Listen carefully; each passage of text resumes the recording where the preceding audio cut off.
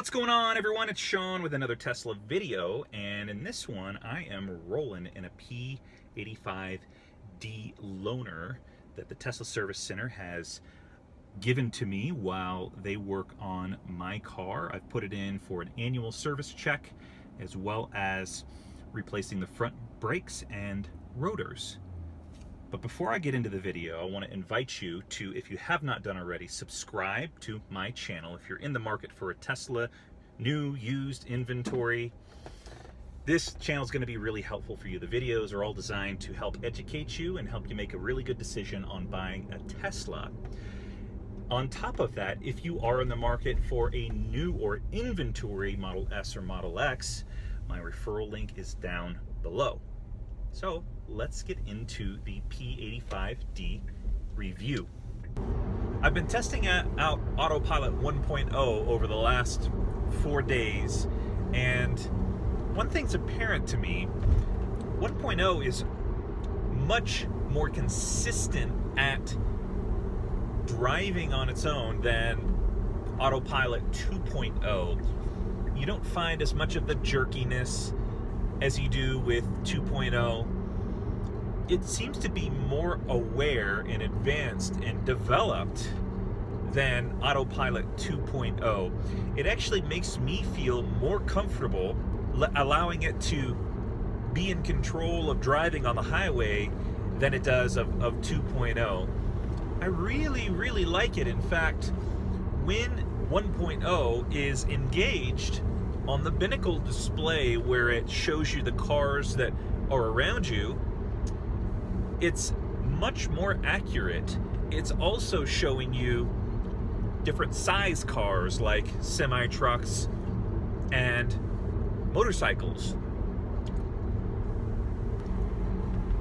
It even seems to handle lane changes very well and smoothly. The transition from one lane to the other is very consistent, not jerky like maybe what you would expect with an Autopilot 2.0. And to my knowledge, AP 2.0 doesn't yet have the lane change. So clearly AP 1.0 is much further along than 2.0, and it sort of begs the question, with Tesla having been producing S's and X's with 2.0 hardware, why are they so far behind? Why haven't they caught up or at parity with 1.0? Overall, though, I think Autopilot's fantastic, and coming from someone who currently does not have that feature in my car, I think it's a huge benefit to driving on the highway, especially when you're driving in stop-and-go traffic. I can't think of a better way to leverage the Model S's technology than to engage Autopilot on the highway. You know, it'll be great, of course, when Autopilot can work really well in dense urban areas as well. But you know, for me, I spend a lot of time on the road, and so having this feature in my Model S in the future, I think is going to be a huge benefit. So I would definitely recommend it for anyone who is doing a lot of driving or spends a lot of time in traffic. What better way to kind of take the edge off of driving? I think what Tesla has right now is really great, and it's getting even better with software updates on a weekly or monthly basis. The air suspension is another one of my favorite things about this Model S. The reason why is because it allows you to automatically adjust the suspension based on the speed that you're traveling. So once you get up to, let's say, for example, highway speeds, you can set it to automatically lower the car and reduce the drag that's on the car. So also for someone that's coming from a state where there's lots of snow, having the option to set the suspension to very high, or high even, is really, really helpful.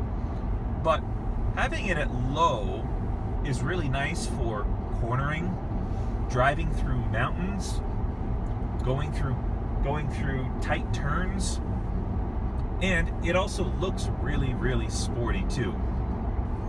The cold weather package is another one of those features that I really, really like a lot. Being in an area where it gets cold in the winter time, you can see right now I've got my seat warmer on, but you also have the steering wheel warmer, the defroster, and for some reason this one doesn't have the wiper, or maybe this one is the wiper heater. But additionally, with the winter package or cold weather package, you can also heat up the back seats. So that's a step above what I've got in mine, which is just a basic package that warms the front two seats. This is a feature that I will definitely get in my next Tesla, simply for the reason that when it's cold outside, you don't want your wiper blades to ice up and build up ice, and that's something that can happen quite a bit. Now that the battery is primed, I'd like to see what the acceleration's like in the P85D. Now, this is the first time that I've been in a performance version Model S. I've been in a performance version Model X, which I've done a review on, the P100D, but this will be the first time in an S, and so looking forward here to giving it a test. I know what to expect, but my assumption is it will still take my breath away. All right, so I've got a little bit of room here, and coming up on a straightaway, I'm gonna slow down and come to a complete stop and then gun it. Oh, it's insane. That was 70 miles an hour. That was quick, but it wasn't the jolt I was expecting to receive like I did when I had the P100D Model X. So it took a second, it seemed like, to engage. All right, I want to try this one more time here because I want to see if I get any different result by doing it a second time. All right, looks like I'm clear behind me. We're going to come to a complete stop here. Oh, that's much better. Holy cow. It's insane. Literally. So it's time to take the P85D back to the service center. They're all done with my car. I'm gonna miss this one. I'm gonna miss a lot of things about it. Overall, I'm very pleased that it handled as well as it did. From my 2013 to this 2014, I can see a lot of improvement. It seems like the fit and finish is a little bit better, maybe not to where they're at now, to what point they're at now, but certainly better. I definitely like the center console. This is really nice. You've got this, let's see. So you've got the phone dock, which I'm actually not that crazy about. The reason why, well, a couple of reasons why. Number one, they're running this line right into the second USB right there. And it just doesn't seem very Tesla-like. Doesn't seem very clean. The other reason why I don't like this little dock here for the iPhone is that if I needed to look for a specific song or a particular podcast, I have to pick it up from out of here and pull it up. Whereas in my car, I've got a mount that sits right here and the phone is right there. So it's a little bit easier. I almost feel like this is unnecessary, but kind of nice that that closes. And then, let's see, how do I open that? Well, if you can just imagine, this opens here. I just don't know how. but there's some nice storage in here as well. So I like those improvements.